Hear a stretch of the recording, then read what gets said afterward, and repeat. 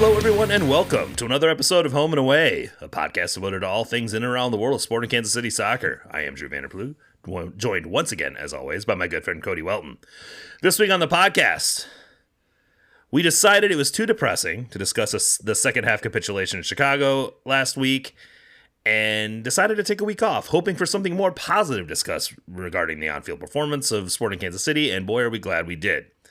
They were a much more competitive side in a 1-1 draw at home versus Seattle, even if a bit conservative with their defensive positioning. There were some other changes. That's such a nice way of putting it. Well, listen, we're gonna take things as positively as we can right now. All right, Absolutely. As Daniel Sperry said in the Kansas City Star today, they ended their losing streak. Which is technically correct. There were some other changes from match to match and more we'd probably like to see going forward that we'll discuss, as well as what we saw in MLS the past 2 weekends that we liked, before talking about the Kansas City Current, who also got back to winning ways, and previewing this weekend's trip to Portland. So, Cody, it appears, as far as I can tell, that Rafa Wiki is a home and away sicko. He listens to the pod. Because after we spent most of the last episode discussing how important it would be for this team to find some kind of defensive base before they could do the things he wants to do with the ball, he's spent the last 2 games trying to institute exactly that. The results were certainly mixed. We saw in the second half versus Chicago. He kept at it, and you could see progress from game to game. So what did you think of this shift in philosophy? I think that, as we discussed previously, I think it's completely necessary. I think that the squad has to have something to hang its hat on, and the easiest way to do that, especially when you're at a talent deficit, is by really drilling, defensive solidity and defensive organization, and the second half against Chicago notwithstanding, I think that they have kind of shown that they can do that, and we've seen glimpses of it. And I think, frankly, the thing that was most impressive about the Seattle game was they were able to put 2 halves together in a way that allowed them to get a result. I mean, they weren't great at all, and throughout the game, but they were good enough, and they didn't. They didn't make the normal sustained amount of individual errors that we've seen them make that's cost them. So they avoided that pitfall, and they were able to sort of stay organized, stay calm, stay engaged with what we assumed to be the game plan, and they were rewarded for it. And hopefully this is a building block. I don't expect them to put together multiple performances like this necessarily, but I think that it's a step in the right direction. I think that what the challenge in front of Wiki and the players right now is to not get out over your skis, right?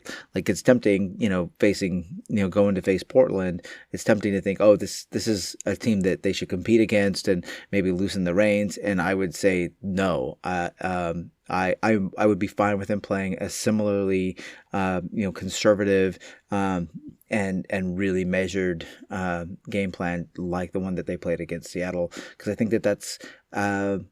that's the only way at this stage that this squad is going to be competitive.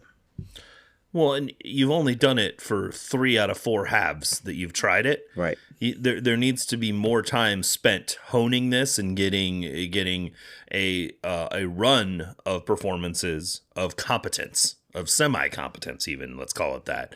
I don't think anyone's going to watch the Seattle game and think that Sporting is a better team than Seattle or a team that they would beat with any type of regularity. Right. But what they will see is a team that was organized. And that is the problem. And committed. Committed. They stayed with it, and that was the problem against Chicago. Yep. They went down a goal. They started chasing a goal. They lost their shape, and they got blown out. In this game, they gave up a goal very early, and didn't lose their shape, and didn't lose their control, didn't lose their structure, and didn't lose their commitment to what they were doing. And I also think it was against an opponent who struggles to create chances against a bunkered opponent. Like the only other draw they have this year is against Minnesota.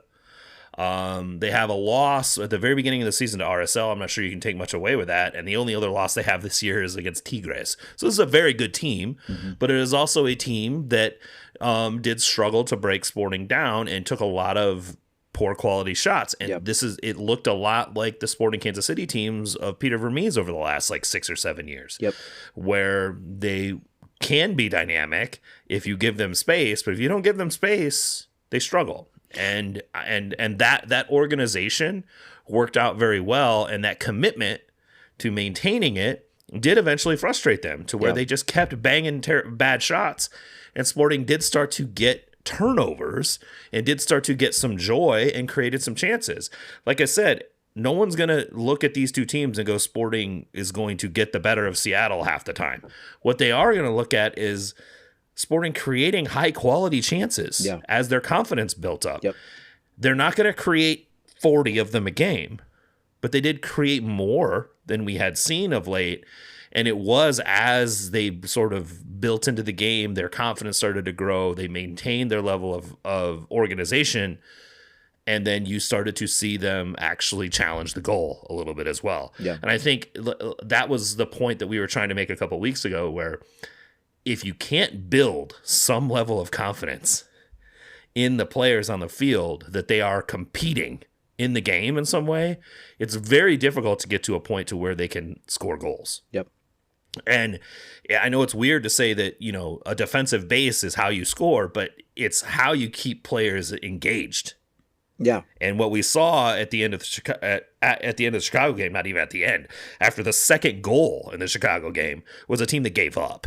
Everything switched off because it's not a team that has either the game plan or the players to score multiple goals per game reliably. So it's no wonder like they switched off, right? A 2-goal, you know, coming back from a 2-goal deficit for this team, it might as well be 5 goals. And they gave up 17. They were what? They lost those 4 or 5 games by 17-0 or something like that. Like when you're getting beat like that, it's hard to keep anybody engaged. Right? Like I'm not saying it's good, but I'm also saying it's perfectly natural psychologically for people to check out at that point. Well, that's exactly why you and I were banging the drum about really, you know, trying to do anything you could to establish something. Like you got to have something, you have some positives that you can show your team. Like, these are steps in the right direction, because otherwise you can't score, you can't keep anybody from scoring, you can't possess, you can't like they couldn't do anything right. And that's the team that played the second half of Chicago, is that team that really couldn't do anything. And you know, it's a testament to them and to Wiki that they were able to sort of get things together a little bit for the Seattle game. And, you know, maybe it's a little bit easier to get up against, you know, when you're facing a team like Seattle, but they did. And they were not terrible.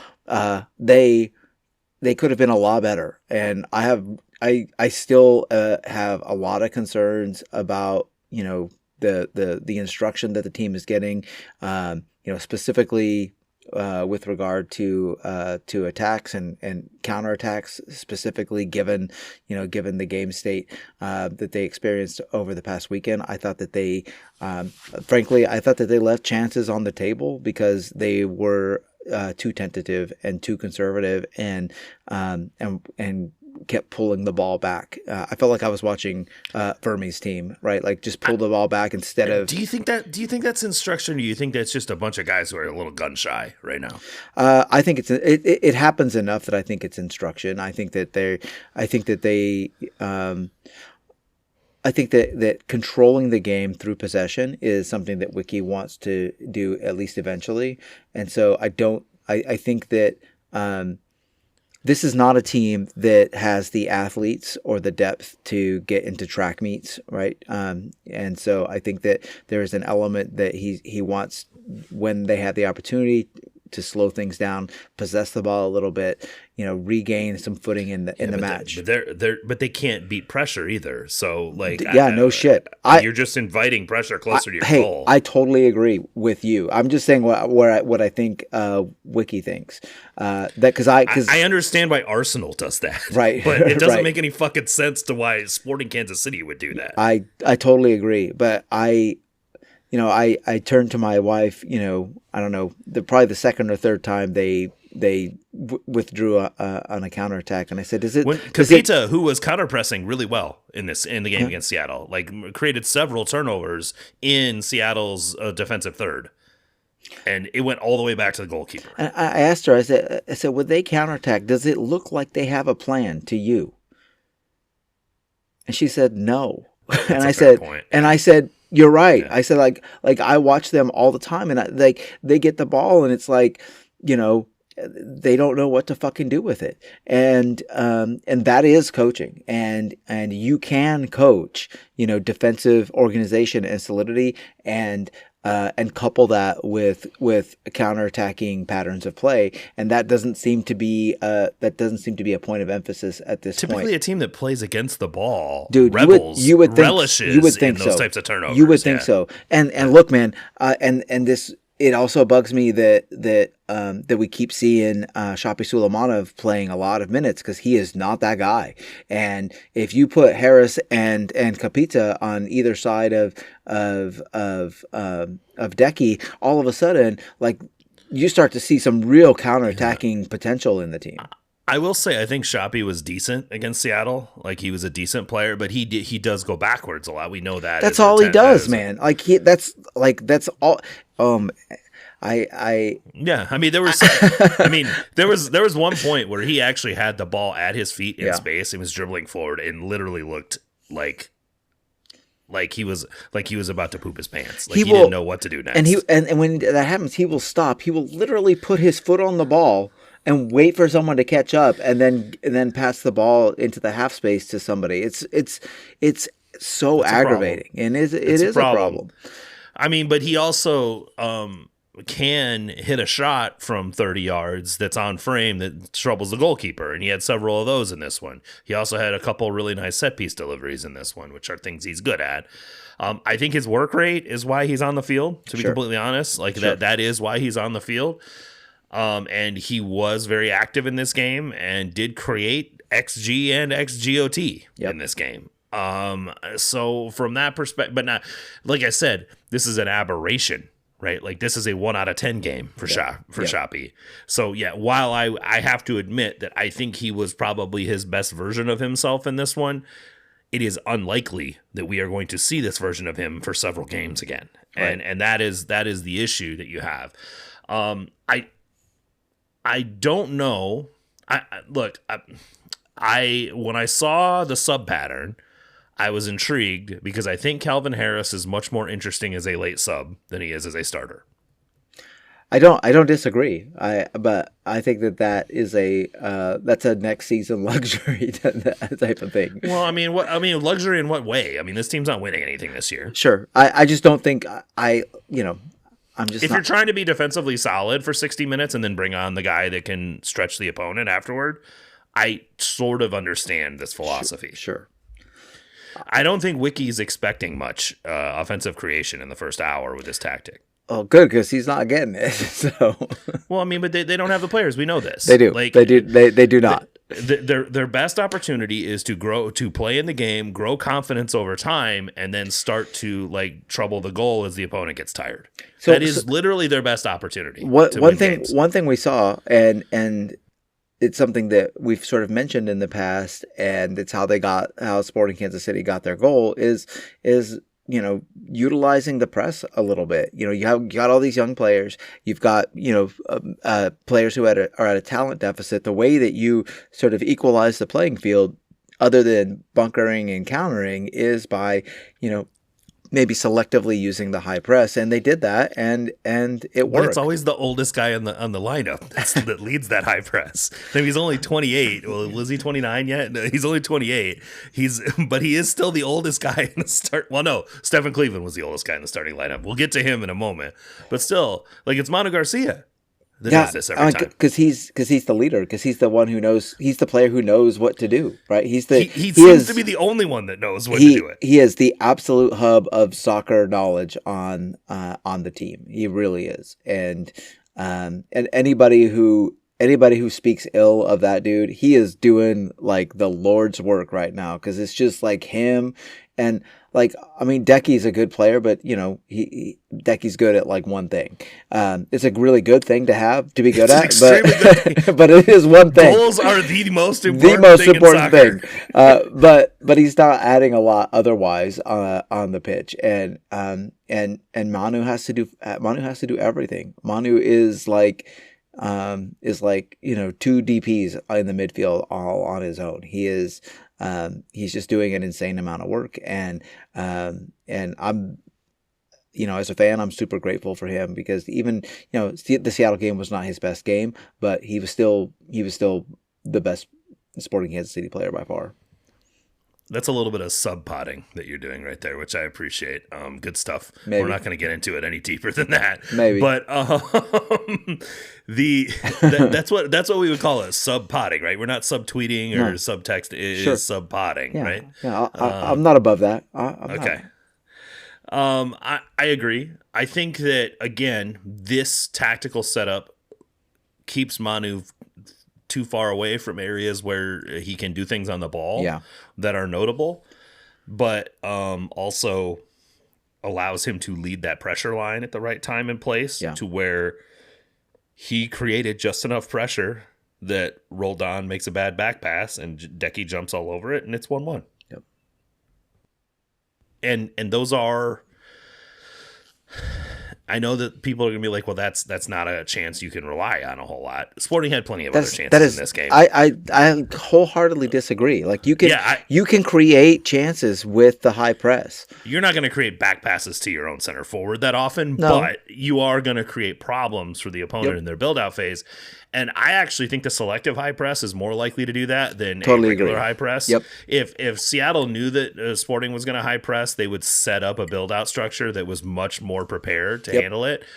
The selective high press actually causes them to think, oh, they're not pressing, and they go to a much more aggressive positioning arrangement, and that's what allows for these types of passes to happen. Absolutely. So I actually like that approach better than the all-out high press. And Sporting doesn't have the players or the back line stability to be able to aggressively high press all the time. Totally agree. The thing that I also found interesting between the two games was the strategy was very similar, but the arrangement was different. Yep. Against Chicago, you saw a back five. It was really a 5-4-1 for the most part. There were 3 nominal center backs on the pitch. Against Seattle, it was a 4-2-3-1. Well, or a 4-4-2, really. I mean, they were playing because they were defending most of the time. It was a flat 4-4-2. But the philosophy was similar, and the positional sort of discipline was similar, with the exception of getting collapsed too far on one side on the very first goal, right? Yeah. And I think this is a problem that Sporting has had in the past, where they get a little narrow. They get a little over too far on one side, and they leave the wide side open. And it's honestly a very well taken chance by Rothrock as well.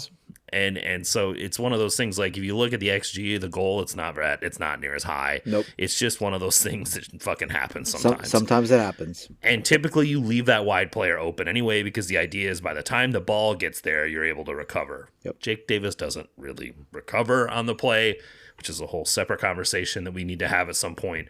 But it shit happens. What we discussed before is the most important thing is shit happens didn't turn into multiple shits happening, right? And they went right back to it and got right back in their disciplined shape, and basically didn't allow another key one. Even though Wyatt Meyer could not seem to track Jordan Morris's back shoulder run on several occasions, Jaden Reed was there to sort of snuff it out, and Ethan Bartlow looked like the guy that we liked at the beginning of the season. Yeah, good. He was good, Ethan Bartlow. Not bad. Not elite Ethan Bartlow by any by any stretch of the imagination, but good. Oh, right. He is still G+ leader, Ethan Bartlow. So and G minus leader Ethan Barlow. His net we don't talk G about plus, that. His net G plus is above replacement. Let's call it that. But I mean, Nolan King made a funny joke in the Discord, but there is something to be said for this. We haven't seen Wyatt Meyer in a while, and Bartlow's sort of performances have sort of gone downhill since Meyer has been out of the lineup. Is there something to the Meyer-Bartlow pairing that works? So there's something to the idea that just the rapport that is required for successful center backs, that is what works. And it's as Peter Vermes could attest, it's very difficult to predict. You can buy two, high TAM level center backs and veteran center backs and put them next to one another, and they can look terrible for entire seasons. And there's just something about having two players. When you could have just given the center back that you had on your roster a raise and just kept rolling with it. That was the sub pod. That was the subtext to that. Absolutely. But rapport with center backs is so important, and it's why it's why Matt Beasler and Arellen Collin were so good. It's because they had good rapport, and that's why Matt Beasler and Iko Paro were so right. good. That's why Ilie and who was it? Fontes that Ilie played with? Who was it? Fontes. Yeah. Well, when Ilie was playing center back? Yeah. Like those two. Who was that? Oh my gosh. That's a really good question. Mike Coon's yelling at the podcast. I'm sure he is. Because he knows exactly who. Yeah. I'm trying to remember when Ilie moved to center back and Busio was playing the 6. I don't remember who he was playing with. It doesn't. Don't tell me it was Roberto Punchets or something. No, like it that. wasn't. It doesn't really matter who it was because it actually kind of underscores the point. Like the names are not what's important. What's important is how well those two players play together. That rapport is key. And so it would have to be Fontes. That makes the most sense. Yeah, I am not personally. I don't think either one of us personally are like huge Wyatt Meyer fans. He is. I mean, he scares me with his recognition is really bad. Yeah, and he doesn't he doesn't have the high end athleticism to help make up for it.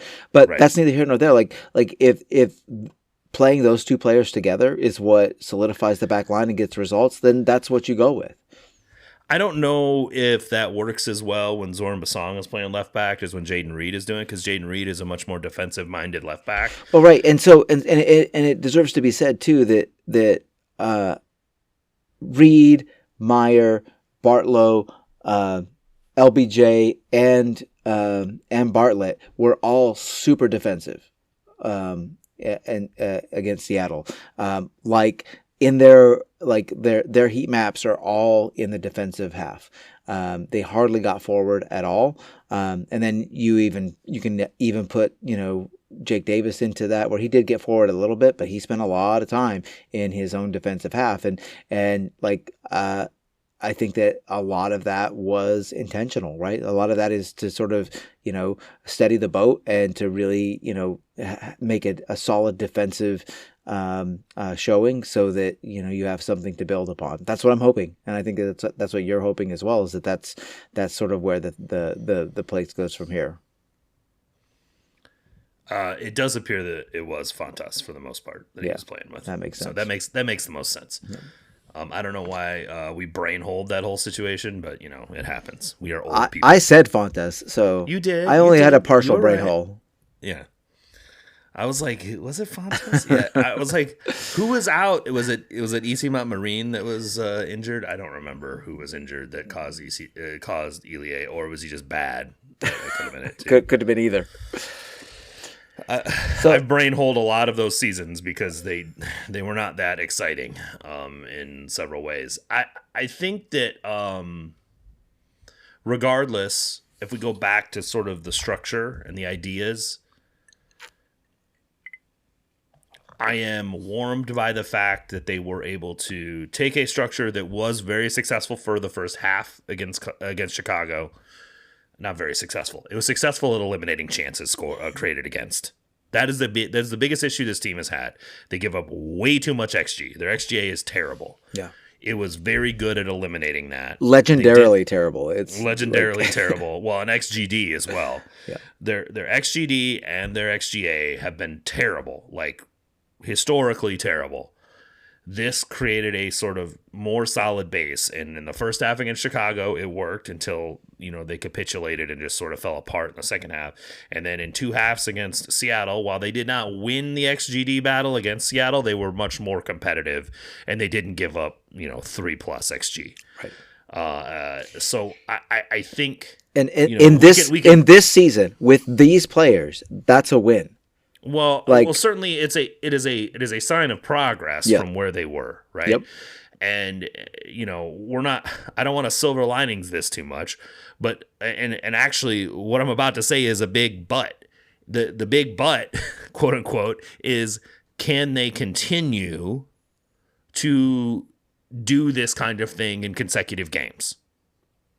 Right. Like that is, or can they do it on the average across 5 or 6 games. Right. And I think that is, going into the World Cup break, what I would like to see over these games is them to be able to take this and build upon it, maintain this level of base, this defensive base that is organized and capable, semi-capable, let me put it that way.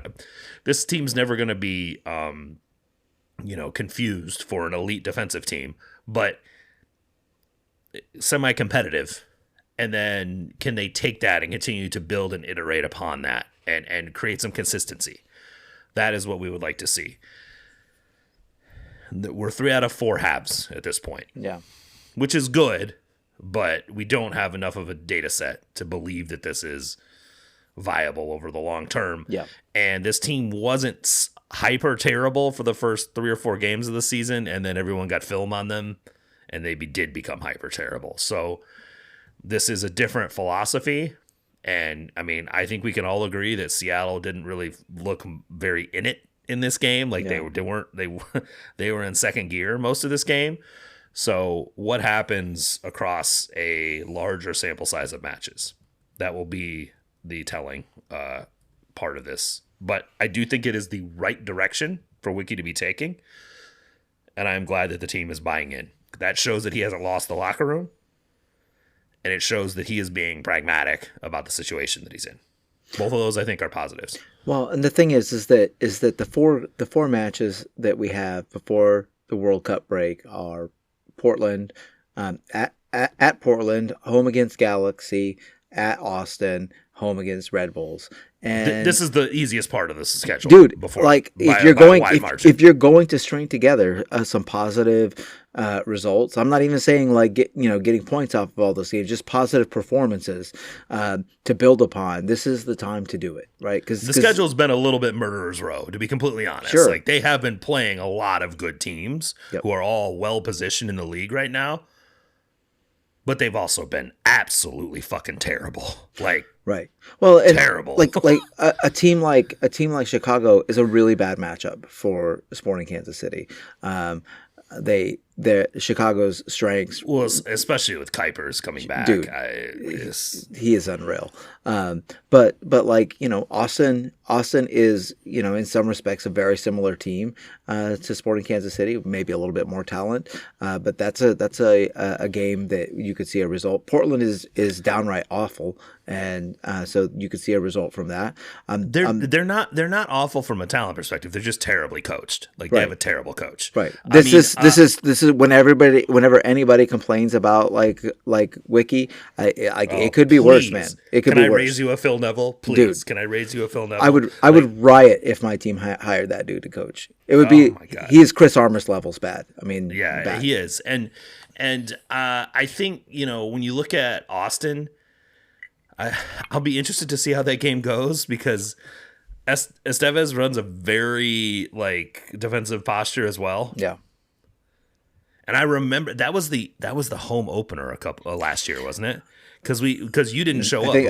We had the home and away pod watch party at River Bluff, and And I remember that game being exceptionally boring because Vermees was doing the defensive side because he knew his team sucked.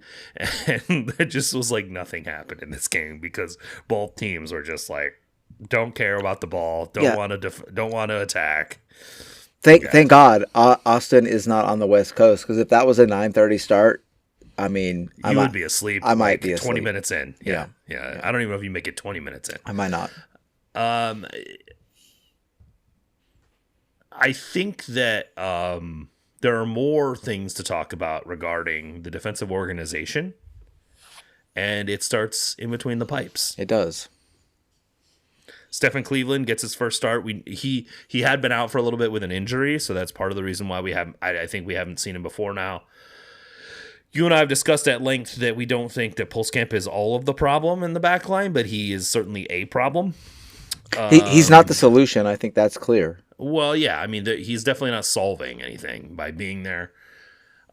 We understood why he was kept around. Like, he's on the last year of his contract. He's a homegrown. He's a young goalkeeper. Let's see if with more, time in the starting lineup, things could improve.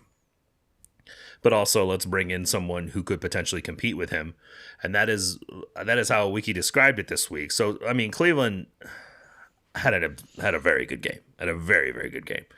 I think by most numbers saved over like a goal and a half. Yep. Because while Seattle's XG wasn't super high in comparison to Sporting's, depending on the measurement, there's all of them have slightly different. Some are, the XGD was about 0.2, some it's like 0.6. It really depends. But regardless, it was under 2 XG for most models. For Seattle, they was well over 3 in post-shot XG and expected goals on target.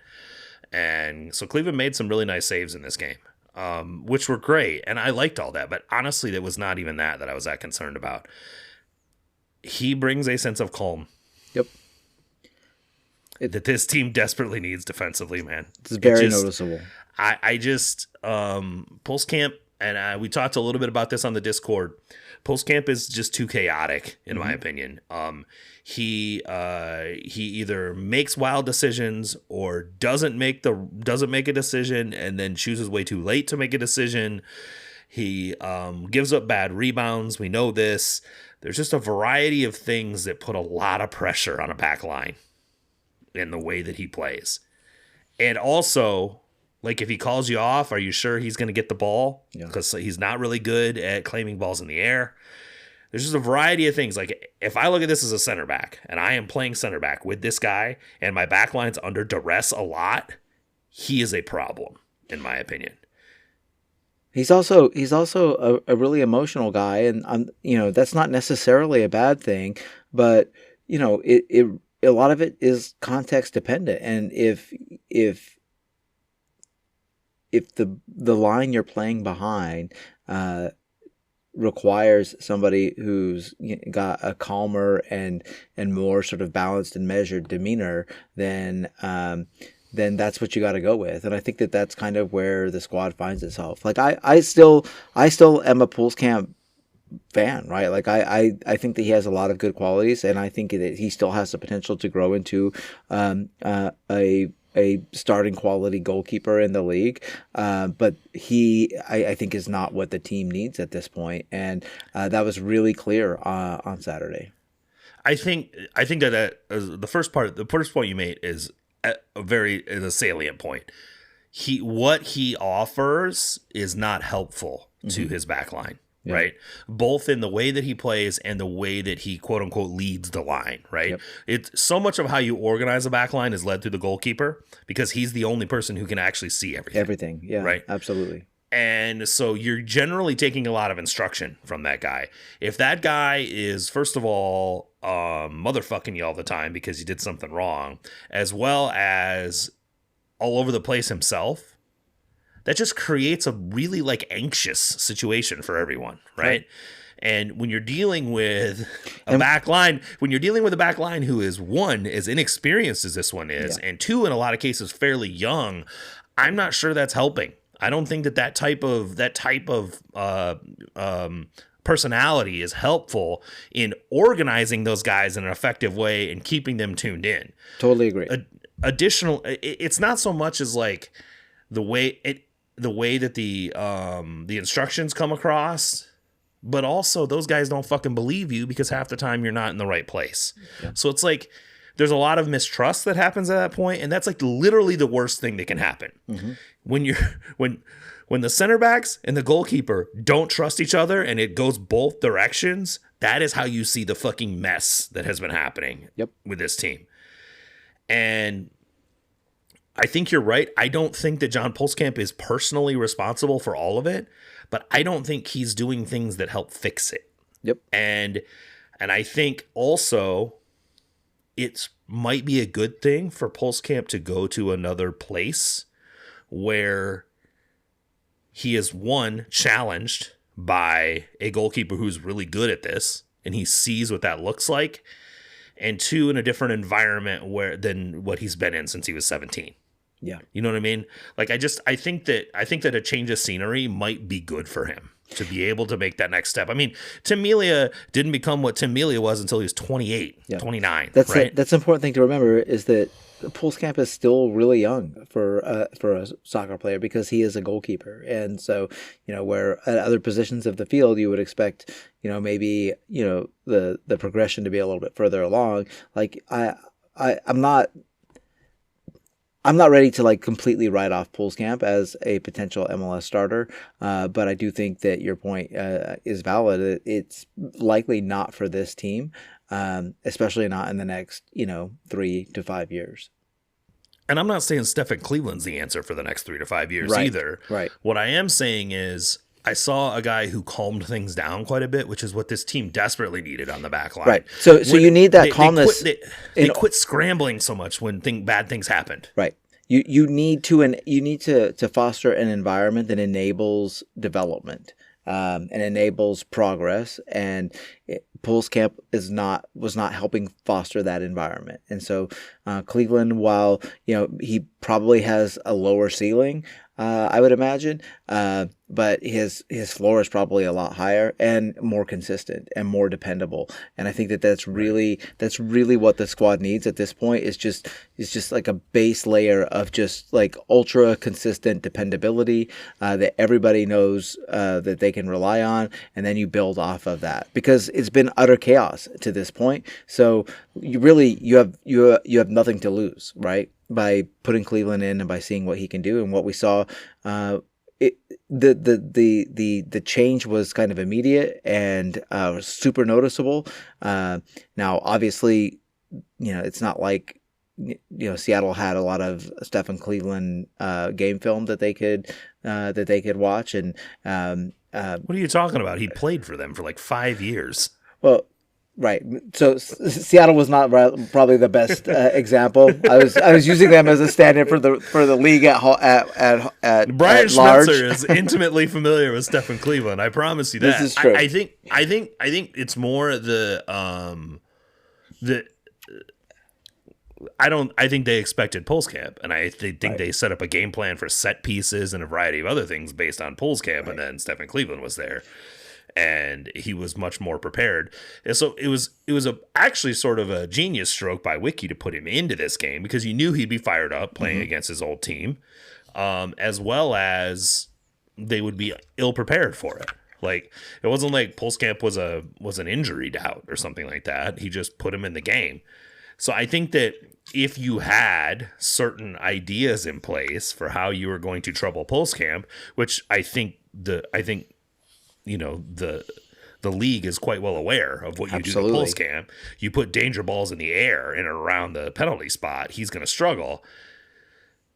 That doesn't work as much with Cleveland. And so they were forced to try other things. And they put some shots on frame that Cleveland made some really nice saves on. But also, it was just immediate. It happened probably in the first, they scored the goal, right? They scored the goal early, but I think maybe within the first 10 minutes, there were a couple scenarios where they were trying crosses. Yeah.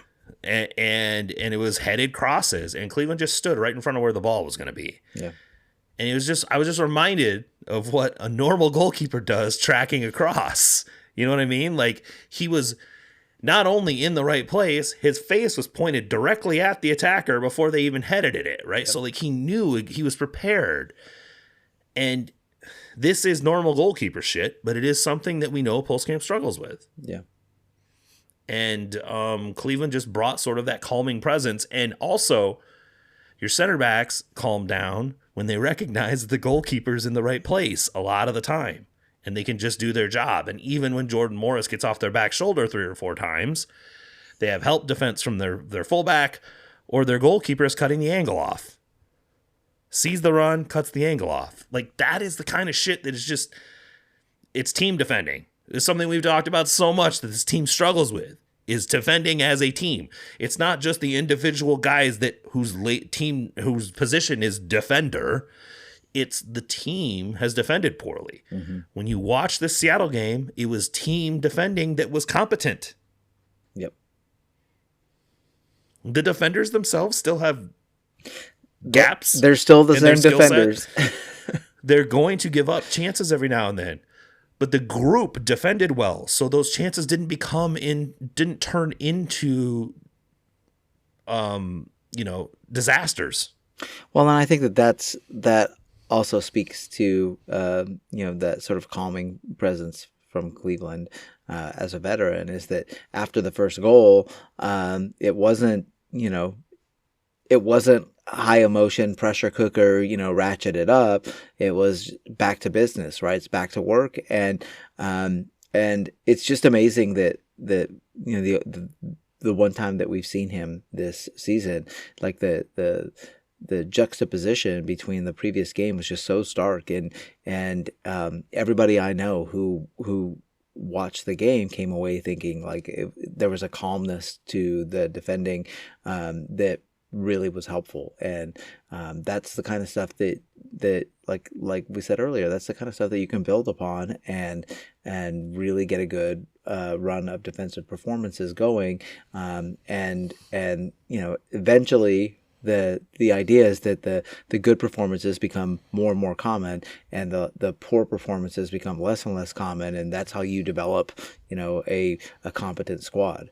And so I guess Cleveland is going to be starting, absent an injury, the rest of the games until the World Cup break, and so I'm looking forward to that. I think it's something that we should all look forward to. We have a lot of data on Pulskamp and what Pulskamp brings, and I think it's going to be really interesting to see how well the team continues to perform with Cleveland behind them. I think it would seem pretty galaxy brained to change much about the back, or at least the center back and goalkeeper setup on the basis of the last game. Like, I don't know why you would make changes to that game to game right now. Oh, right. So you gotta Barlow, Meyer, and Cleveland are that 3 for sure to start the next game. Until they prove to you that they're not, right? I mean, they deserve, you need to reward their good performance by letting them go out there and see if they can recreate it. And maybe they can, maybe they can't. If they can't, well, then you're back to the drawing board. But if they can, then you have something, some squad balance. But I'd also hesitate. Like, if they have a bad game against Portland, I don't know if you can throw it out. You just go back to it one more time and say, okay, can they bring it back? There's gonna levels, be right? there's gonna be waves in performance with these guys. These are not. This is not. This is not, this is not Vancouver, right? We don't have Tristan Blackman and, we don't have those guys. Those aren't the players that we're talking about here. So they're not going to perform. Ethan Bartlow's not going to have, 11 clearances or whatever he had in every single fucking game he plays. Okay? But if you lose 5-0 to Portland, you should change shit. Yeah, of course. Change anything. There are levels. Let Jake Davis play goalkeeper. I don't give a shit, right? Christ. I mean, I'm at the point now where Jake Davis can just go to another team. Oh, welcome to the club. We need to discuss this. Because honestly, I don't think Jake Davis is a bad player, and I think that when he is tuned in, he can be a useful MLS player.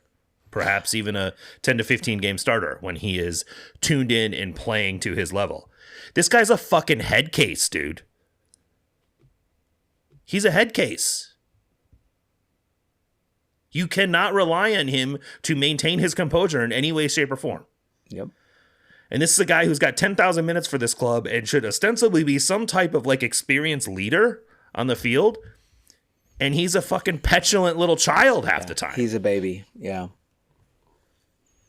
We cannot have guys who are meant to be sort of this locker room component and exhibiting the level of shitty body language that he does, and the histrionics and the motherfucking his teammates on the field and doing all the other stuff when he's also playing like absolute ass, by the way. Yep.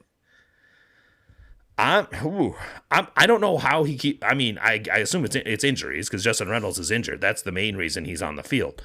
But man, if I'm Wiki, I can't find a soon enough opportunity to send him to the bench. Yeah, and I think that's what we've seen, right? Like, it's clear that Jacob Lozano is making $7.5 million a year to just fucking sit on the beach in San Diego right now, and Jake Davis gets to keep playing. Yeah, but my point was going to be that's why Jacob Bartlett has superseded Davis at that other midfield spot, is because Jacob Bartlett gives you nonstop running and work rate and good attitude, and seems like a pretty good teammate, and none of the bullshit that Jake Davis brings. And just frankly, he's just not good enough to justify his bullshit. That's a perfect way of describing it, by the way. That's a perfect way of describing it. He isn't. You're not good enough at soccer to be this much of a fucking bitch. You're not, man. You're not. I mean, you're no Bruno Fernandes, that's for sure. He acts like him, though. He does. He does. Like you put up with Bruno Fernandes because he's amazing. He's an elite soccer player. I mean, the chasm in quality between those two players is, I don't know that they make a measurement for the chasm is way larger in their playing quality than it is in their attitudes, and that's the point. That's the whole point. That's the problem. Like, dude, get your shit together. Take care of your business. It's so weird because I remember the year that he finally started to get to play at right back, and it was in the Open Cup. I think it was against at Tulsa Athletic. I don't think it was FC Tulsa. I think it was when we played that 4th division team, the semi-pros from Tulsa. And he showed decently in that, and Vermees gave him a run of games, and we started to see a guy that was, doing what was asked of him. Yep. Man, has that fucking gone away. Yeah. He reminds me of something that I have to tell my students a lot, because my students are, elementary school students, and they're constantly, worried about what their neighbor is doing and what their neighbor is saying to them or did to them or blah, blah, blah, blah, blah. And I just tell them, I have to say, look, man, you need to worry about you. That's a full-time job. And when you get that job taken care of, when you can worry about yourself and do that at a high level, then maybe you can worry about other people. But until you can take care of your own business, you really just need to be quiet. And there are only a couple players on this roster that I would let tell other guys where they're wrong. Absolutely. There's one or two. At this point, you're exactly right. At this point, for me, there's probably just one. And neither of them are Jake Davis. Yeah. I would let Decky talk to people about shooting in the penalty box, but that's probably about it. Or strategy, because the man's an elite chess player. Yeah. Oh, goodness gracious. But yeah, I just, you got to earn the right. I agree. To have that attitude, man. You know who's earning that right? Is Capita. He was... I was very impressed with his work rate in this game. The crowd at the park was really impressed too. He got, maybe not a standing ovation, but a lot of people clapping for him and cheering for him as he walked after he was subbed off, to the point where I was kind of surprised. I was like, wow, because I he's mean, it's only this fan base has always been a lot of ball knowers. To be fair, like it's a fairly smart fan base in general. yeah. It is a fairly, and when it's only half full, it is really the ball knowers that are right, left in the stadium. right. And it was half full. So when there's that few people there, it is really the sicko ball knowers that are in the stadium. Yeah. And if you're a sicko ball knower, you saw a real player out there. And playing both ways, like that was the thing that was really impressive about it, is that I don't know that he ever was super goal dangerous in this one, but he played his ass off the whole game. And I think that that's important. Like they need guys who can go both directions. That was always the thing with Shallowy, right? Like that we loved about him is he was a two-way player. And Harris, he defends okay, but he's a blunt instrument going forward. Right. Like there's really only one thing that he does, which is go fast. Yeah. And Shoppy is, we've already discussed Shoppy. We're not going to go any further on that one. Yeah. The thing I like about Capita is you're exactly right. It's the balanced work rate. Like he doesn't take time off on defense. He works hard on defense. He works hard on attack. I am still like really concerned about his fit in terms of having somebody having a wide player who can also create chances. And I think that that's one of the big problems with the team is that without Manu further forward, there's no chance creation. And, from what I've seen from, any of the three guys who are regularly playing on the wing to this point, I don't see chance creation as something that any of them do on a regular basis. So that's concerning to me. But those are champagne problems, right? And we are, we're a long ways from uncorking champagne. We are bottom shelf brown liquor. We're like Mad Dog. Like that's where we are. Right? We're actually probably closer to like Boone's Farm with the age of these kids, right? So, did the kids drink Boone's Farm? Is that still a thing? That was something that I drank as a kid. So I don't know. I mean, I assume that's a Midwestern rite of passage because that's what it was when I was growing up too. So. I doubt my kids even know what it is. So maybe those days are gone. Maybe that you might be referencing something that none of them know or none of them are familiar with. That's what happens when you get old, man. You just start referencing shit that nobody knows anything about. At least anymore. He didn't say Smirnoff Ice, so like they got that going for you. I agree. I think that I was happy to see him seem as connected to the game as he was. It was interesting to see both of them playing as true wingers in this one. Both he and Shoppy were on their dominant foot side, which was interesting. And but we didn't see a whole lot of overlaps from the fullbacks because they were trying to stay conservative defensively. So it makes sense to have your wingers a little wider on their dominant foot, right? So I think all of that, sort of worked as well as it could. Listen, Sporting created reasonable chances in this game. They did. And this has been something that has been true of Wiki Ball, quote unquote, since the beginning of this season. They don't take bad shots. The shots they take are good shots. We wanted to see more of them, and we got to see more of them in this game, where they actually got enough of them to get up to 1.2, 1.5 XG, depending on the model. But they're getting 0.12, 0.13 XG per shot this year, which is very, very good. They're just not taking enough of them. Right. They're shooting 5 times a game. Like, they're lucky to hit double digits in shots. They shot, this is the first time in a while they hit double digits. They got 10 shots in a game. And some had 7 shots on goal. Some had all 10 on goal, which was interesting. I saw some different models based on like what were saves and what weren't. I think some of them calculate blocks differently as well, which I think is part of it. But still, their shot quality on goal was equivalent to Seattle's. Right. Like they were right in the same range of shots on goal as Seattle was, and they were from more dangerous positions on the average. And so I think that we are seeing that, and I think if I truly believe that. After getting the tying goal and sort of staying in the game and then starting to find space as Seattle tired, They started to gain confidence. They started to recognize that they would be able to attack the opponent. You bring in Calvin Harris a little bit later. You bring in Taylor Calhera. Taylor Calhera gets a shot right away after he comes on. You can start to see, okay, I can see how this might work, right? Yeah. I don't think any of us are deluded by the fact that we think this will work regularly. Right. But not with these players. Yeah.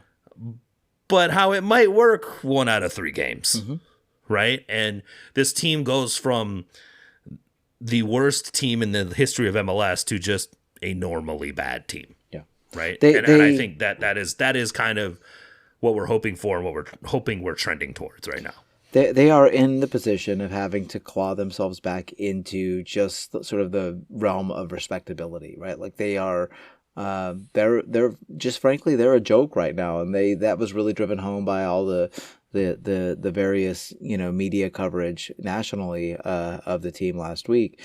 I like to think that is thanks to your little article written. Boy, they came hot and heavy after that, didn't they? Holy smokes. They really did. So they have a long way to go, and the first step is to get back to just being a competent competitive squad, and so hopefully this is the first step in that direction. There's just still. There's just still so much work that needs to be done, and so much improvement that needs to happen with the players that are here, but also, improvement needs to be made in the roster in order for them to be able to, to really make inroads on becoming a better team. But things aren't as dire as they were last week, and I think that's for definitely. now. For now, right? For now, yeah. I mean that's just the way it's going to be, right? Like, if we can make it, if we can win, like if we can get 4 more points between now and the World Cup break, I think that is, that is a realistic expectation. 1 point per game, yeah. I think so. And so if they can do that and, put together, not get smoked, right? Like that's really, we need to sort of bolster the fragility of the team. We need to make sure that 1 goal does not turn into 3 or 4. And right. Because Stephen Cleveland's not going to save 1.5 goals every week. Like that's not going to happen either. I mean, highly unlikely. Yeah. So, like these are the kind of things that you just have to be clear-eyed and realistic about where this team is and what is a reasonable thing to expect, and I think that's reasonable. I think that would be a reasonable amount of progress from this group of players. Yeah, I mean, I have it in the rundown. It's like, is this a sign of progress? Can it be sustained? I think it is a sign of something that you and I suggested is possible with this group of players. That you could create a defensive base that was at least somewhat reliable. Yeah. And that would allow them to be in games enough that they could get results sometimes. Yep. And that is what we saw against Seattle. Can we see it for the next 4 games? We don't know. Like it is on the coaches, it is on the players, it is on all of them to sort of execute in the way that they have done for, like I said, 3 out of the last 4 halves. Can they continue to do that on an ongoing basis? Will they do it perfectly? Absolutely not. Will there be halves where they fall apart? Probably. Can they do it enough that they're able to achieve some level of results? It's possible, but we have yet to see it, so we're going to have to wait and see. But I think that this is the framework by which they are able to achieve it, in my opinion. Yeah, I'm really. I mean, obviously, the points that you make are exactly true, and it really, whether or not this is progress or not, really depends on what happens in the next game and the game after that, because it would be, it would be foolish to look at it any other way. I am a little intrigued by the Zoran Basong thing.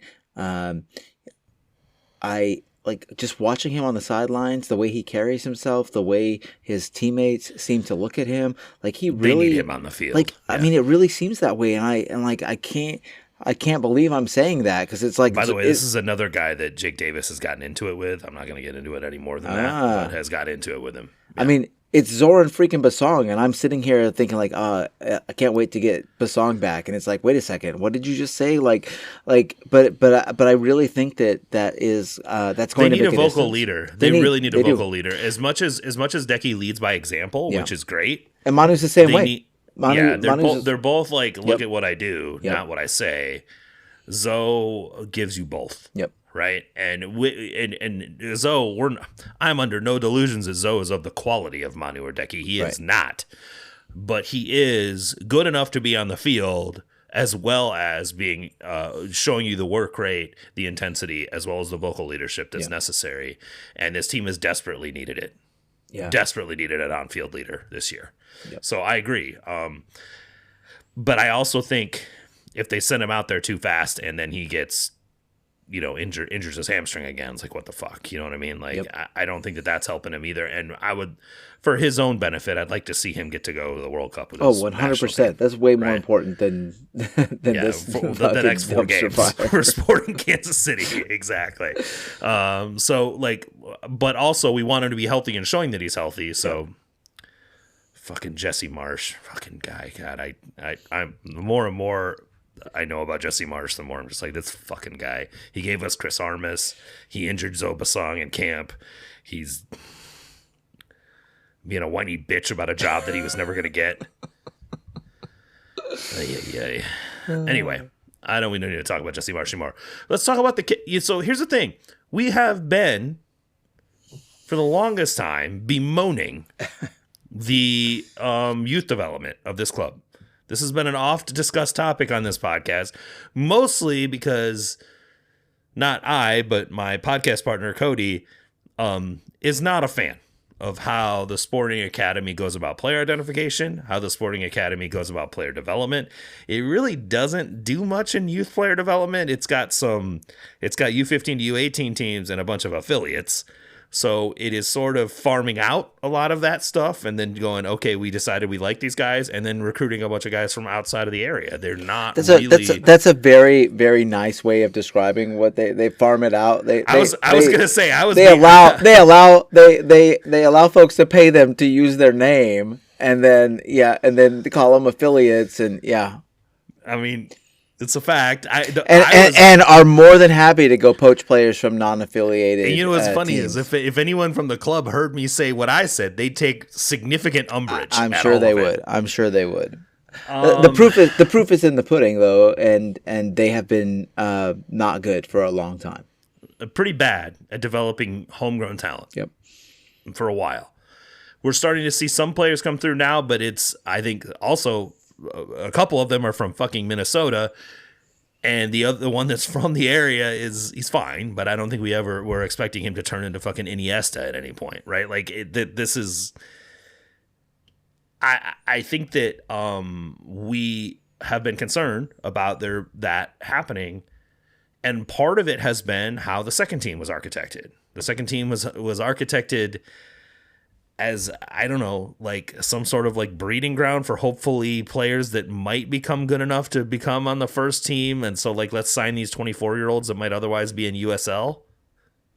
Yeah, it's been a couple of different things. I think that's the problem is that they went through a couple of different iterations, and it has been a place for academy kids, but it's also been just what you described, a place to go hire a couple kids from Ecuador or Ghana or wherever and see if they can make it stick. And guess what? None of them stuck. And, right. And I mean, I think there are ways to do that, and the ways you do that are the way that like Charlotte FC is doing it, right? Where they effectively put 18-year-old U22s on their second team, right? They go. These are guys. They go get good players. These like are that's the difference. These are $4 to $5 million transfer fee players that are on their second team that become U22s when they come to the first team. Yep. That is not how Sporting was doing it. They were finding free transfers in a lot of these circumstances for guys that they hoped would turn into something in some sort of diamond in the rough kind of such a scenario. And it's an all too familiar story for any of us that are familiar with Sporting's recruiting practices over the last 20 years. Yeah. What we're seeing with this current version of Sporting Kansas City 2 is a mostly academy team that is actually starting to gel together and string together some results in MLS Next Pro. They got pretty well beat the fuck up in the beginning of the season. And over the last 3 games, they got a late draw against Vancouver with goals by Zamir Loyorenaga and Kashan Hines, a couple guys who are elite, sort of up-and-coming teenagers on the team. They took a 2-1 loss to Houston in a game that they were in and probably should have gotten a result from. And Houston's the best team in MLS Next Pro, period. And then they just got a draw against did they beat Vancouver? They might have beat Vancouver. They beat Vancouver 3-2. And then they just got a draw, which turned into a penalty kick shootout loss against the Tacoma Defiance, in which Osaze de Rosario and Cody Baker were playing in that game. These are guys who are first teamers for the Sounders. The kids appear to be on an upward trajectory here, and they're finally using the second team in a way that I think might be actually useful for the first team. And this is something we have sort of bemoaned and discussed quite a bit.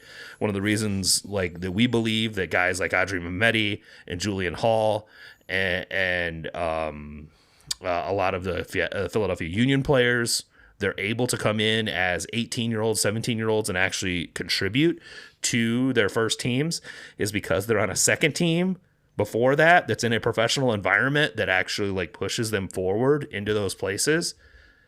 We're starting to see that with a second team. They're actually playing right now. I should check in on what the score is, but I would suggest if you want to see how this team's going to look in 5 years, for once, you can go to Swope Park. And if you're a season ticket member, the ticket's free. Yep. Just ask your rep. They'll send you a ticket and go check them out because I think it's worth it. There are fun players on that team. Shane Donovan had a brace against Tacoma. Like I said, ZLR and Hines Hines was starting regularly for that team. ZLR played both for the twos, then went to Frisco for the MLS Next tournament that was there, and then came back and played and was on the bench for the twos. We've got a lot of fun players, youth players, and they're finally playing regularly. Jack Franca, there are a number that have come through our academy, and it's not all 24-year-olds that we signed on free transfers from. So USL what do you think the difference is? Well, first of all, I think it's and this did start, I think, last year. I don't think they did a very good job of getting it in place, but it did start last year. It is a clear intention on using the second team as a youth development arm, as opposed to a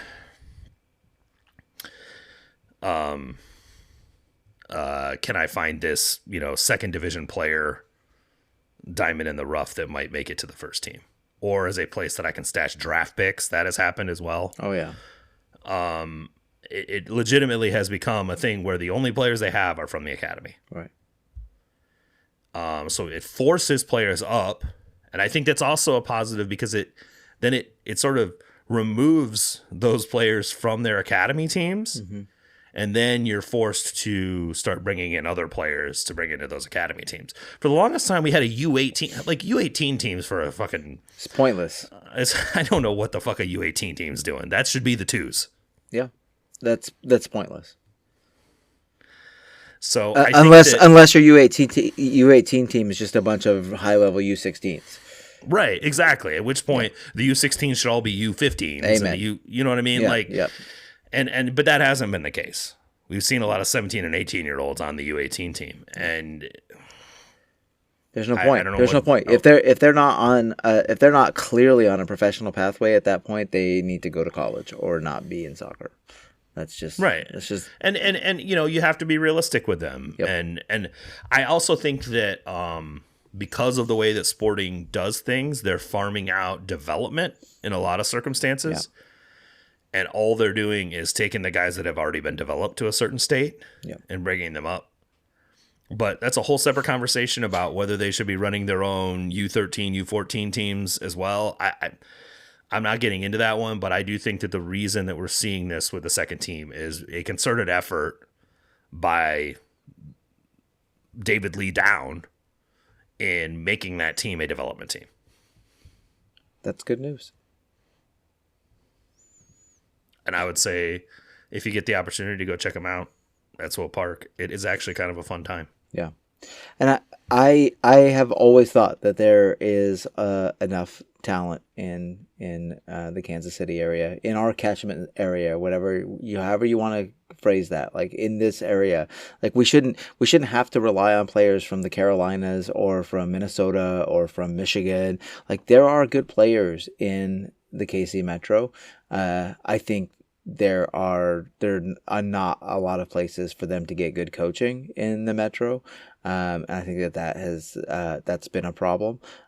So I hope that this is a step in the direction of really, like, I think that the way that things have gone in the past has not been really development. It's been, a more of a scouting mechanism to find kids who are already good, not develop kids who are good into great players. And I think that that's, if you're going to really, utilize the academy as a pathway, you have to be able to develop good players into great players. You have to, because if you can't do that, there's no fucking point. Like what are you even doing? Yeah, what are you doing? Exactly. And believe me, this area produces enough good players that if you had coaching that was focused on developing them, that you would get some great players. Maybe not a lot, but it doesn't take a lot. It doesn't take a lot. It takes a handful of players who are, MLS quality players to really make a positive impact on your roster. I think that's true of the roster, but I do think you need to have at least you need to also be developing enough USL championship level players. Absolutely. That the environment is such that they all get better, right? Yep. Like, I think that is something that makes the Red Bull Academy and the Union Academy and the Galaxy Academy even, and a few of the other ones, like what they are. I don't think the Galaxy does a very good job of turning that into on-field talent. I think they do a very good job of selling that to other MLS clubs. Or other teams. I don't think they do a very good job of turning it into their own talent. But I think that those players, they become better because of the environment that they're in and because they're around other good players. Yeah. That challenge is what the whole iron sharpens iron kind of conversation. Yep. I think that the more that Sporting can bring 15 to 17-year-olds that are of the skill level that make those other ones around them, that challenge the other ones around them and bring them into the same team, and then compete in a professional environment where you are expected to do things a certain way and you're being paid to do it. Yeah. That shifts the dynamic in a way that when they come to the first team, they're not quite the integration period isn't as significant. Yeah, it's not a huge jump. Or it's not as big as it has been. And they can be effective more quickly.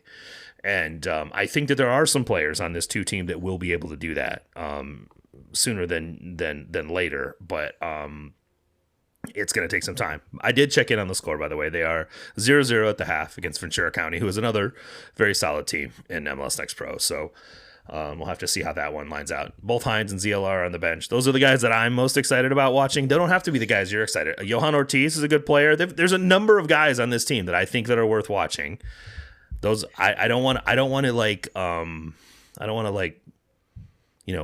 lead anyone in one direction or another. Those are ZLR is the most exciting guy in our academy. That's just all there is to it.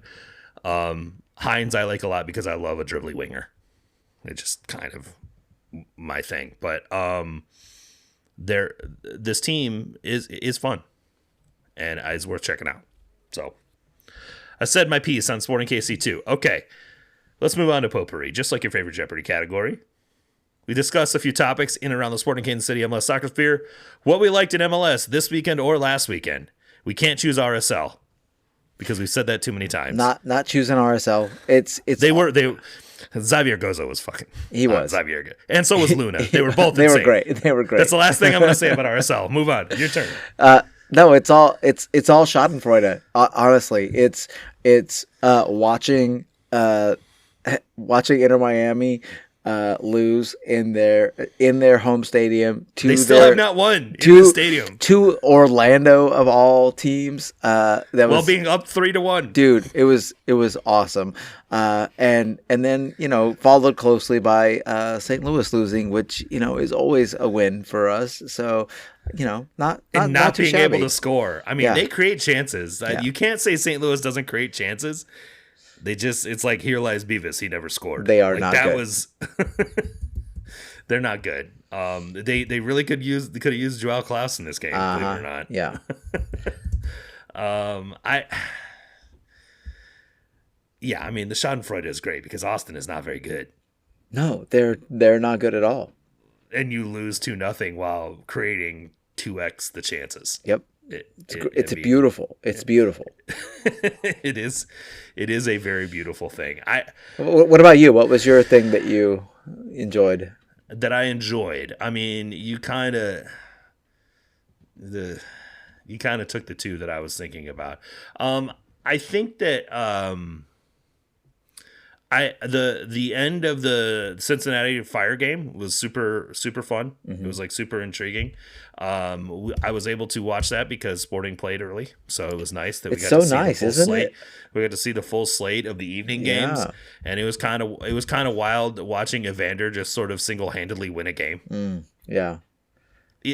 Those are fun. Those are fun to me. Like just watching, like some guys just good enough and just on it that day and just like fuck it, I'm gonna get a hat trick and win this game myself. Yeah, it's pretty cool. What is it from Major Leagues? Screw you, Jobu. I do it myself. That was kind of what and like Chicago basically dominated this game, like dominated it. Mm-hmm. Cincinnati had no business winning this game. Sometimes having elite players is all it takes. I mean, yeah, that's pretty much it. Like, and they were down a man. Like, since he was down a man for like 40 minutes. Yeah. And they just somehow held it to 2-2, and then Evander gets a penalty in the 90 plus 7. Like I said, Fire fans are gonna hate here. Well, they're not listening to this podcast anyway. But yeah, it was pretty funny. That was one I enjoyed. I just enjoy having the game spread out enough that we get to watch some more games. I just enjoy that so much. And the only problem is that, by the latest kicks, like the 9:30, 10:30 games, like I've been watching at that point like soccer for over 12 hours and I just can't. I fall asleep all the time. So that's my only concern, but otherwise it's okay pretty great. Just like get a little like power nap in there a little bit every once in a while. It's like things aren't going. My lawn isn't going to mow itself. That's taking away my power nap. I don't take naps too. Like once I fall asleep, that's pretty much it. So okay, it's hard for me to like during the day. My body is like if I just feel it, I'm like, you know what? I just doze off here, and I'll wake up 25 minutes later and feel great. Can't do that. Yeah, it's amazing. You got to learn to power nap, man. It's awesome. It is the best. Because then you're refreshed and you're ready for the next thing, like mowing the lawn if you're supposed to be doing that. Sounds amazing. The Kansas City Current finally scored first in the game. All right. And it took down a 2-1 win. They were candidly holding on for dear life at the end of this one. Yeah. But also, up until they got to the holding on for dear life phase, looked like themselves a little bit. Mm-hmm. Part of it was because Corey Bethune was not playing as a central midfielder. Davinia was out with an injury. Corey Bethune jumps in as a 10.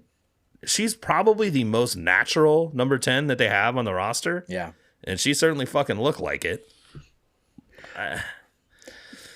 That's the thing. Like Davinia is just not like she plays in that area of the field, but that's really not what she is, right? I mean, she is just like Ali Sentner. She likes to play in that part of the field. She's not a fucking 10. Yeah, so even those two players, even though they like to play in that, they're not even that much alike, right? Sentner is like a pure goal scorer who plays as a number 10, and Davinia is like, I don't know, she's like she's almost, I don't She's know. like an inverted winger, is the Yeah, best way I can describe yeah, it. Kind of and like inside forward kind of thing. yeah, I would consider her best position to be as like a second forward type situation. But she's not a through ball threader. She's not like a dime disher, and that is what Bethune is. Like she is that person. She is that kind of a number 10. She is a an assist machine, and that's not really what Dabinia is. And so yeah, I love Bethune, man. Honestly, she's great, and I'm so happy she plays for the team.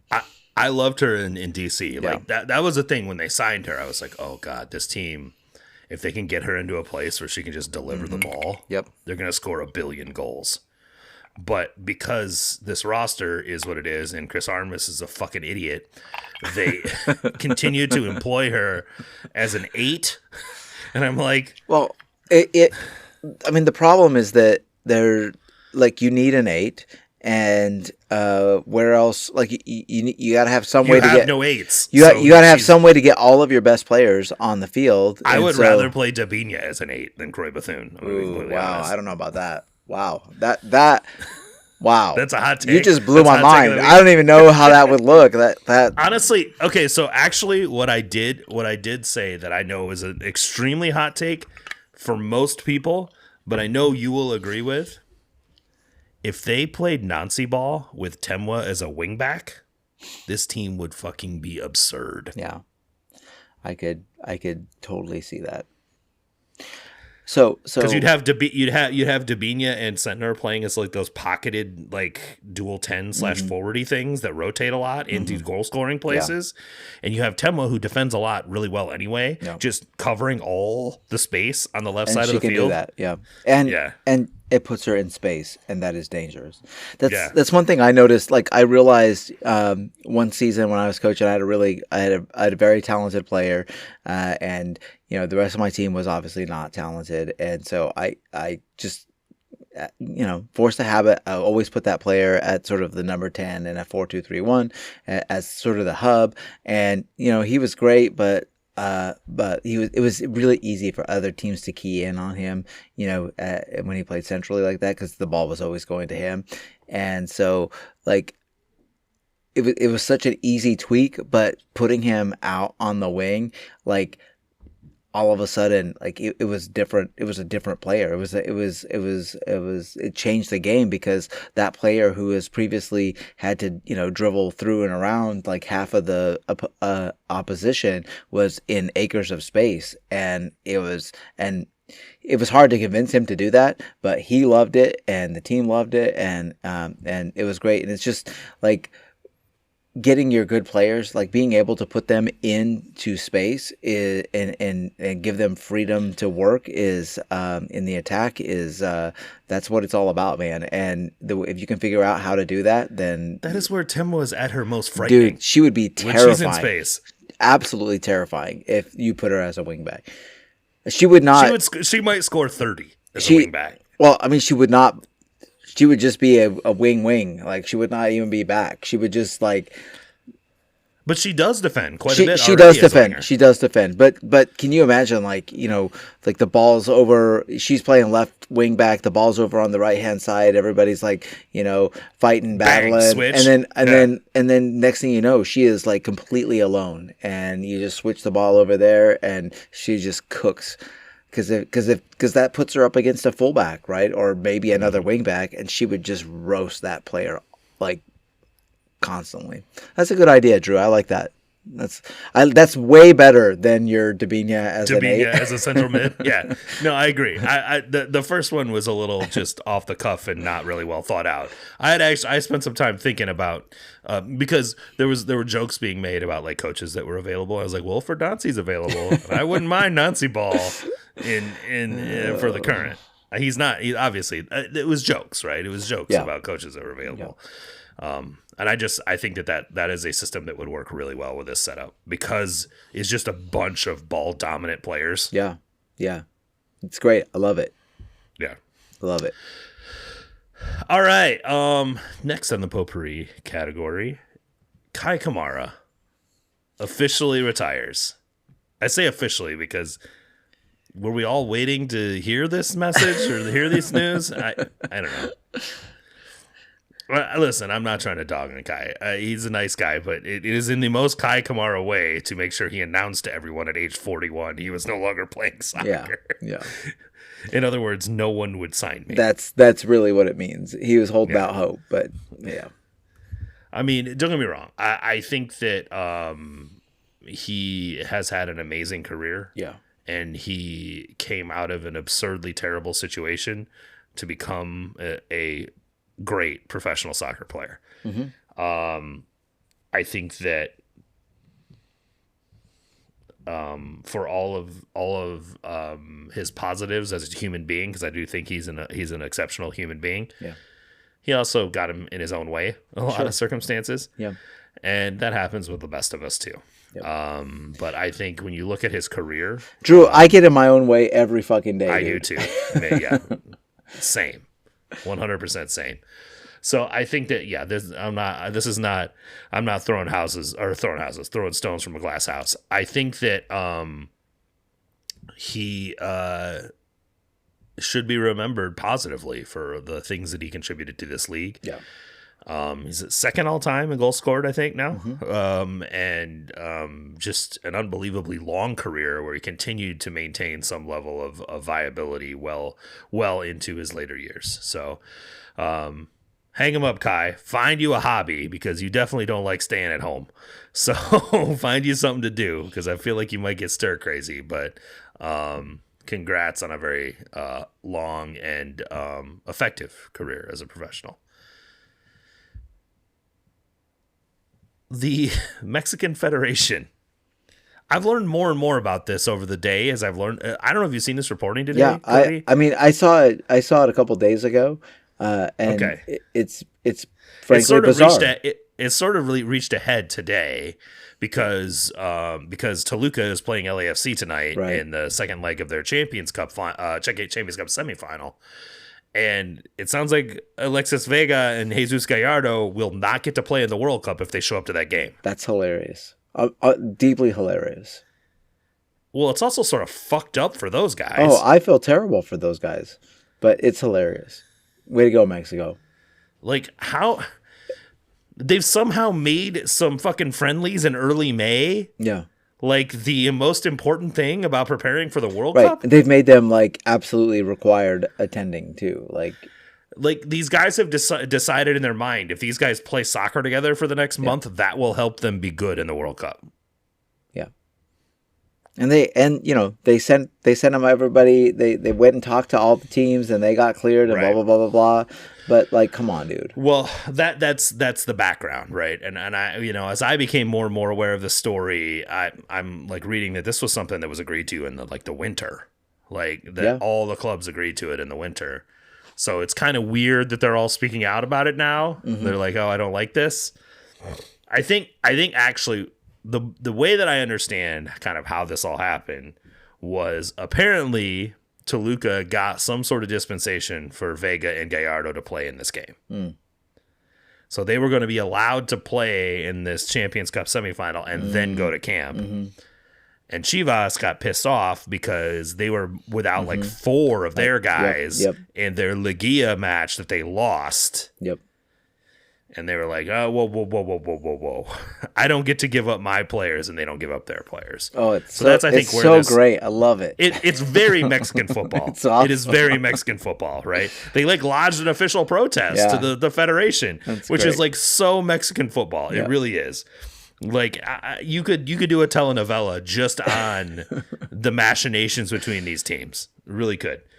I think we all lose because Toluca, I think, while they didn't have the greatest season in this half season, they have been the best club in North America for like the last 2 years. Yeah. And Alexis Vega and Jesus Gallardo are very significant reasons why. Yeah. Alexis Vega has been my favorite 10 in the continent for the last couple years, and I love watching him play. I talked about in the offseason, like, hey, if you want to go sign a third DP, can we go get Alexis Vega? Yep. Even before we signed Mano Garcia, I was like, hey, can we go get Alexis Vega? But so I think everyone loses from that perspective because, who knows? Maybe Toluca makes it happen against LAFC tonight. They're down a goal, but in the aggregate, but we'll see what happens. I say tonight, as we're recording this podcast, they're playing this evening, I think in about 10 minutes. 13 minutes. Yeah. 13 minutes. But it is the most Mexican Federation problems. Like they're just really good at creating these for themselves. I just love it. It's great. It's the whole Schadenfreude thing all over again. That's a fair way of putting it. I'm more than happy to laugh at other federations' woes. Well, especially the Mexican Federation. Absolutely, but I will clown shoes. I will laugh my ass off at Italy all day long, dude. I've actually gotten to the point of feeling bad for them. Not the organization, the Italians in general. No, you're like whatever. Some of them suck. I agree. Some of them, not all of them. There are many Italians who are nice people. Anyway, moving on. Last thing in the potpourri, the Vancouver Whitecaps, who are and have been one of the best teams in the league and on the continent for the last couple years, are in fairly significant peril of moving. And this one's a little bit different. Now, don't get me wrong. I think MLS, from a permanence perspective, has been fairly positive about not having too much of this actually happen. We all remember Save the Crew, and when Austin became an expansion franchise and the Crew actually ended up staying. Really, Houston to San Jose, or San Jose to Houston, I should say, was the only version of that where it actually happened. And then the Quakes have now returned, right?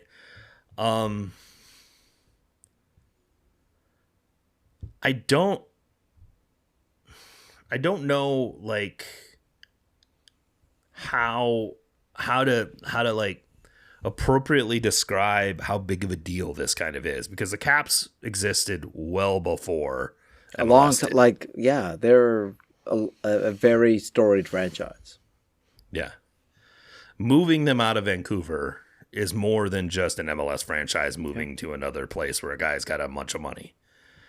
It is taking something of significance from that city. And I'm not saying the city has done right by them, because that hasn't really happened either. But to be fair, it's not on the municipality to make your franchise work. No, it's not. I think that they do have a pretty bad deal with BC Place, and it hurts them financially. And when you're talking but that's been a deal that's been in place for years. Right, but the difference is that they, as the league continues to grow in spending, and Vancouver can't make revenue. Yes. The Whitecaps can't make the revenues necessary to maintain with the league as it continues to increase in spending. Yep. Like those are realities, Cody. I'm not saying anyone's personally responsible for it. I'm saying that the deal they have with BC Place does not allow them to create the revenues necessary to be competitive in this league continuously. Right. Which is why they should have found an ownership issue long before this. This should have been something they fixed 4 years ago, right?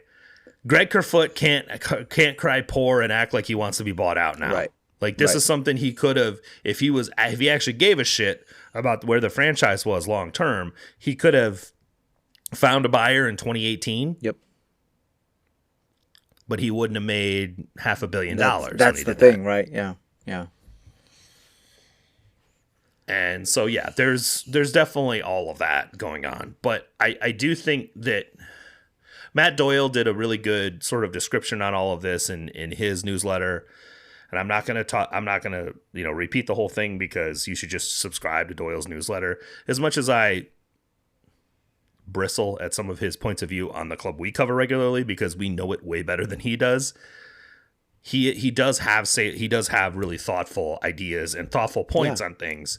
And when it comes to Vancouver, he discusses the whole concept of permanence and the concept of how permanence turns generations of families into fans of clubs. Yep. And that is why, we say the youths are sort of drawn to the Liverpools and the Evertons and the Newcastles and all the other like clubs that have been around since the 1800s. Yeah. in England or in Europe or anywhere. I named some English teams, but Europe, all of those, the reason that they find those fascinating and they are drawn to them, part of it is because some of them are really successful. The other part is because there's history. Like the whole concept of Welcome to Wrexham, whether you think that's over sensationalized and over commercialized is irrelevant. The reason people like it is this is one of the oldest clubs in the history of that island group. Yeah. And you're taking that and you're turning that back into something. People can connect with that. MLS hasn't been around long enough for that to happen. And I understand that in professional American sports leagues, it isn't uncommon for teams to move places. How you develop that connection over time is permanence. And we're just this day, with teams like Sporting Kansas City and, I don't know if Dallas has this or not, but some of the Galaxy and several other teams that are like original teams that have been around for 30 plus years. Mm-hmm. This is anecdotal for you and I, but we hear about people whose kids are now becoming fans of the team with their parents and are old enough now to remember that being a thing when they were kids. Yep. Your kids remember this, right? Yeah, absolutely. Like your kids were very young going to games with you. Very young. I have pictures of my kids meeting CJ Sapong at McDonald's in the Dot. That kind of shit creates generational connection. Absolutely. To a club and a city. And if you just uproot them, and you know that they can be uprooted at any point in time at the whims of some billionaire, you have lost that permanence. You have lost that connection. And if you ever want to create the type of connection that these other clubs have and the fan bases that they have, you can't do it. It doesn't work. Yep. If you keep chasing the fucking NFL, you're going to lose. That's really the problem, is that it's just the NFLification of sport. And the NFL is its own thing. It's a different kind of animal, and it's not soccer. And it doesn't have the sort of global cachet that soccer has. And there's a reason why soccer has that. And so much of it is because of the community ties and cultural significance of individual clubs. And, moving clubs around ruins that. It just ruins it. It does. I mean, you ask any, AFC Wimbledon fan about this shit, and they will tell you straight up. And to this day, they all hate MK Dons because of the same shit. So it's not even just happening in this country, but when it's happened in other countries, the pushback has been extreme. It's and the other thing is like what so many MLS fans want is that sort of respect and recognition by European soccer fans. Well, you need to be around for 100 years. That's what's going to do it. Really, mm-hmm. Realistically. Yeah. That's what's going to do it. And if you change locations every 20 years, that ain't going to do it. Amen. And I think, the problem you're dealing with when it comes to MLS, the owners don't give a shit about 80 years from now. That's irrelevant to them. They want their enterprise value to go up. They want to turn it into something that's an investment for them. Yep. And it sucks because that's not how this has become popular in the first place. And it also sucks because, frankly, they're already fucking rich. Right. They don't need to be richer, but they want to be. Right. That's it. All right. We could go too deep on that whole topic, so I'm going to let it go at that. Let's move on to one thing to look for. As we mentioned, Sporting Kansas City heads to Providence Park, 9:30 p.m. Central Time, Saturday evening to take on the Timbers. Good news. Phil Neville is coaching the opponent. Bad news. Their players are still way better than ours. I don't know. I mean, way better. I know that you're right. They're way better. They're way better than ours.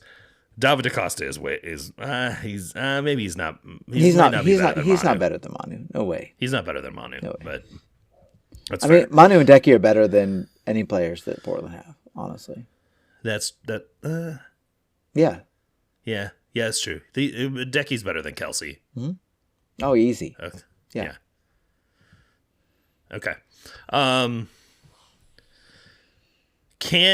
What am I looking for? I'm looking for a continuation. Can we see similar levels of organization and defensive performance that we saw against Seattle? That's what I'm looking for. That's it. I totally agree. It's really about I know you said earlier, we shouldn't be looking for silver linings, but it really is about, just that progress, however incremental it might be, just making sure that, what we don't want to see is the second half of Chicago again. Like, frankly, ever. Like, we don't want to see that. Like, and if that means that we play a 5-4-1 and just bunker and counter the whole game, fine. I don't give a shit. I really don't. Like, I'm not watching this particular team for the aesthetics of the beautiful game. I want to see the team be organized and sound defensively, and in order to be like competitive and show that they are a halfway competent professional soccer team. Like, that's really where we are. It's just sort of like a minimum base level of competence. The nice thing is that Portland is so fucking bad that if you're able to play a base sort of minimum competent level of soccer, you have a chance of winning. Okay, so first of all, when I said that I don't want to rely on silver linings, it's because I don't want to equivocate. Like, I don't want to create a scenario. I know what you meant. I'm just. Let's be clear. Talking shit. I'm saying that sometimes I feel like when we focus on silver linings, we excuse shitty play, and that's not what I'm meaning to do. Totally agree. I totally agree. I think Portland is not that bad of a team. They have a terrible coach. Their coach fucking sucks. That makes them bad. Okay. I mean, I look at it this way. Look at the current. The current are not a bad team, but they are bad. They have a terrible coach. See, it's the same shit. But if Rafa Wicki can't come up with a competent game plan against Phil Neville, I have serious.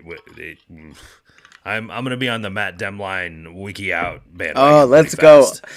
We're just doubling down on this game. This game all of a sudden assumed a much larger degree of importance than it had before. It's great. Let's go. This could be Drew's heel turn. I'm here for it. Not that Demline is a heel, but I mean, Demline has aggressive points of view. Yeah, I think we've already talked about Matt too much. Okay. He doesn't need to be talked about every episode. Come on. Well, I mean, he likes it. He does, and we love him. We do. We do love Matt. Even if we disagree with the sort of I don't know what the best way to he has a bit of a knee-jerk reaction to negative things.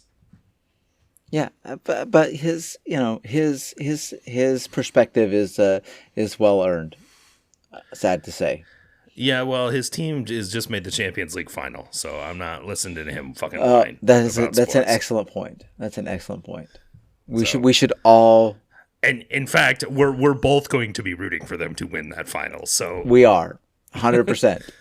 Anyway, I think that Portland, their wingers are much better than ours. Let's be honest. I don't know if Capita is good or not yet. He may be at the level of Anthony and Velda, but I don't think so. Right yet, we haven't seen that yet. Yeah. Right. And their fullbacks are way better than ours. So they signed Brandon Bai, who's a guy who told that, hey, maybe this is someone that we could sign from the league. We need a viable right back. No, we signed overrated a backup. You don't need a viable. You don't need a viable right back when you got Jake Davis, man. And a mostly injured Justin Reynolds. Yeah, so good. We're back to Stadler and Waldorf. The ship has been righted, and we will see how this all shakes out this weekend. And until then, I'm Drew. He's Cody. We will talk to y'all next week. Go Sporting. Start to ignite.